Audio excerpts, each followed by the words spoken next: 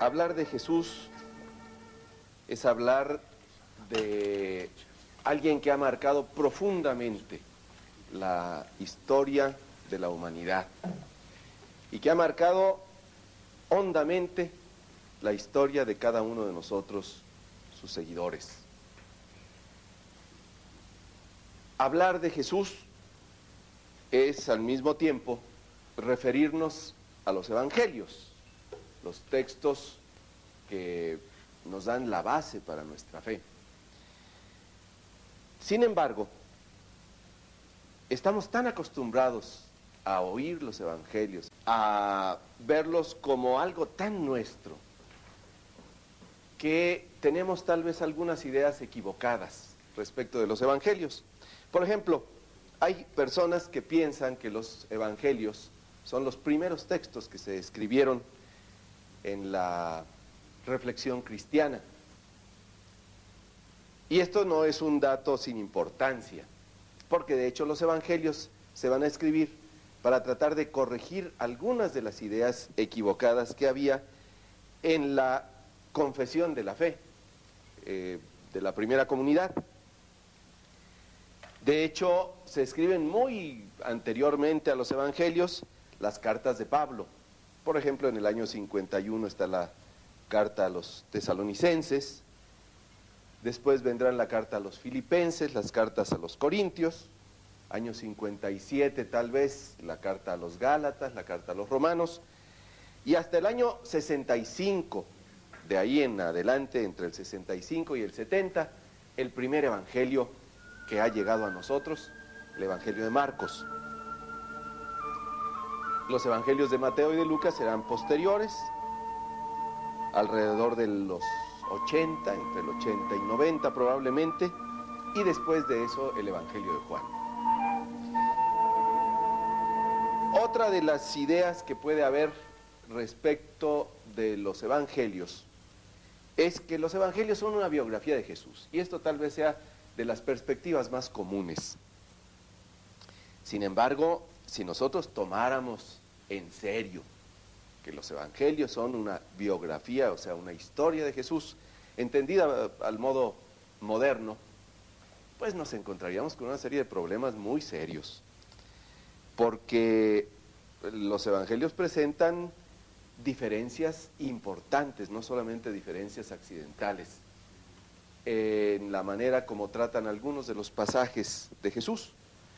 Por ejemplo, si ustedes trataran de hacer una única genealogía de Jesús, pues difícilmente encontrarían cómo hacer coincidir la genealogía de Lucas y la genealogía de Mateo. Bueno, esto parecería no tener mayor importancia, porque al fin y al cabo, pues hablar de los antepasados no tiene tanta fuerza o tanta importancia.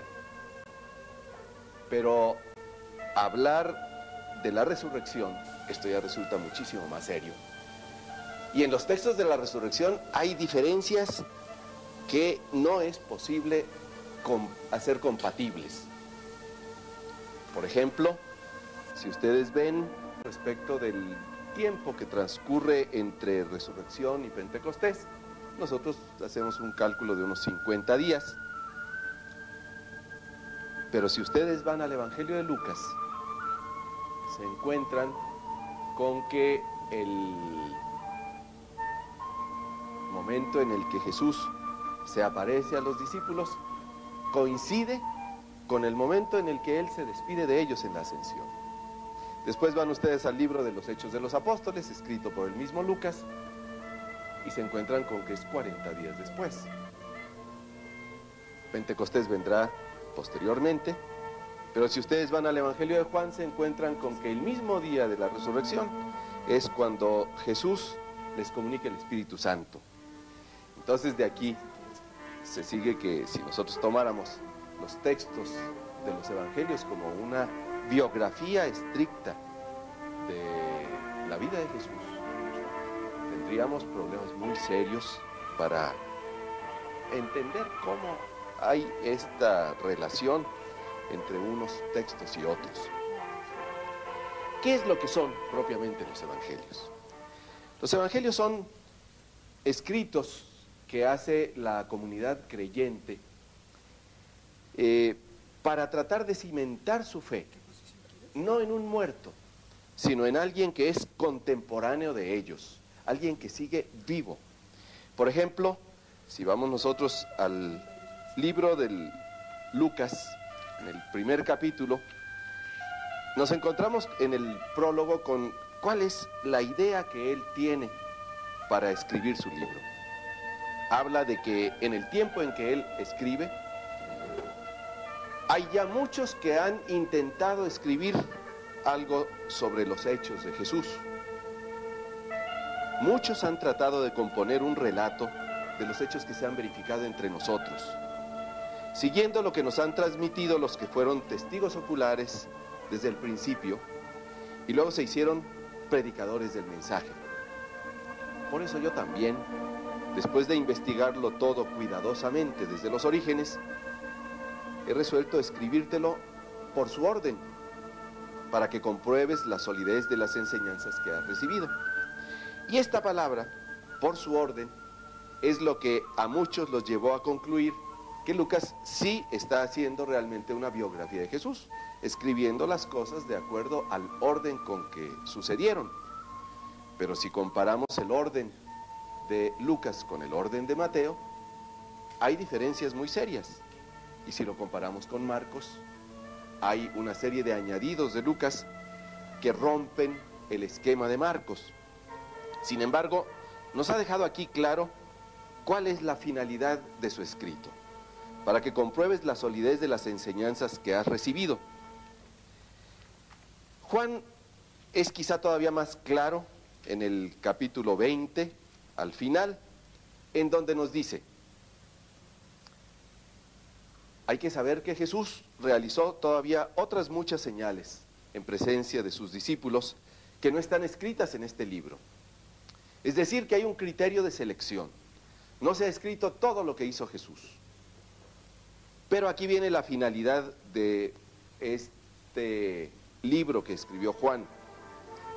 Estas quedan escritas para que crean que Jesús es el Mesías, el Hijo de Dios, y creyendo tengan vida unidos a Él. Para esto se escriben los evangelios, no para darnos a conocer la aventura de un hombre que vivió en el siglo I y que murió, algunos piensan que por una equivocación, sino para generar un movimiento de fe en ese hombre que nos haga corresponsables de la causa que él inició. Estos textos fueron escritos dentro de una comunidad de creyentes y su intención es llenar de contenido los títulos con los que los cristianos se dirigían a Jesús o hablaban de él, y que al ir pasando el tiempo van perdiendo lo que les da sentido. Además están muriendo ya varios de los de esa comunidad inicial. Ha muerto primero Santiago, el hermano de Juan, hijo del Zebedeo, alrededor del año 44 más o menos. El otro Santiago, al que en el Evangelio se llama hermano del Señor, pariente de él, jefe de la iglesia de Jerusalén, ha muerto también alrededor del año 62. Pedro y Pablo están o en la cárcel o han sido muertos por ese tiempo en Roma, y entonces surge la inquietud: se nos va a perder la memoria. Y si se nos pierde la memoria, se nos pierde de vista la historia, la vida. Y entonces viene la necesidad de poner por escrito los recuerdos de Jesús, para que podamos descubrir el sentido profundo que inspiró y que movió a Jesús cuando vivió con nosotros. Esto, sin embargo, no es algo que ellos hayan descubierto mientras Jesús vivía, sino que precisamente la resurrección es la que hace que ellos descubran en profundidad quién es Jesús. Vivieron con un hombre que les sorprendió enormemente, pero nunca llegaron a captar la hondura del misterio que había en Jesús de Nazaret. Eso fue hasta después de la resurrección.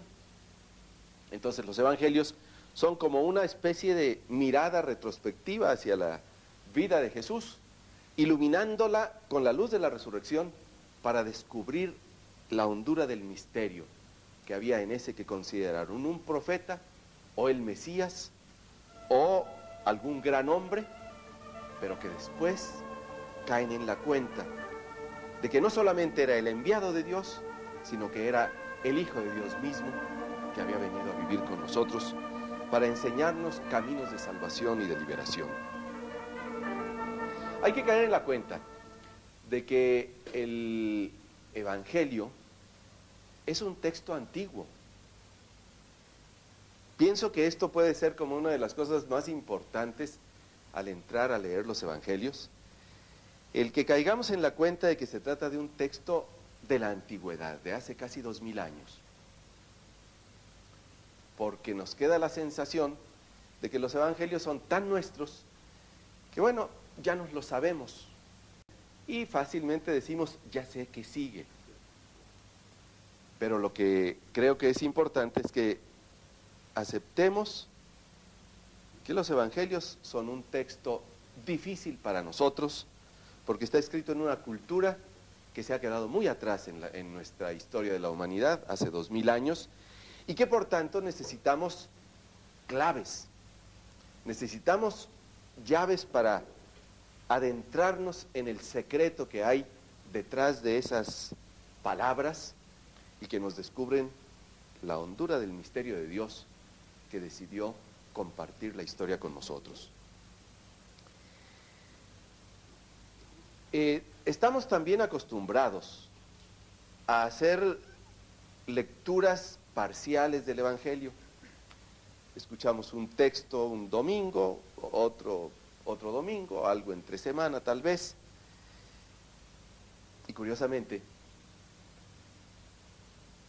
nos pasa que esa lectura desorganizada, por llamarle de alguna manera, ciertamente va formando en nuestro interior una imagen de Jesús. Pero hay un problema en esto, y es que no nos queda como la visión de conjunto de todo lo que fue el trayecto de la práctica y de la historia de Jesús. Y esto sería uno de los retos a los que quisiera invitarlos a ustedes, amigos, a que entraran a hacer una lectura global de todo el Evangelio. Lo iremos recorriendo paso a paso en estas conferencias, pero que después de ellas, usando las claves de lectura que aquí iremos compartiendo, pudieran ustedes leerlo todo de corrido. Verán qué idea y qué imagen más distinta van a ir teniendo de Jesús.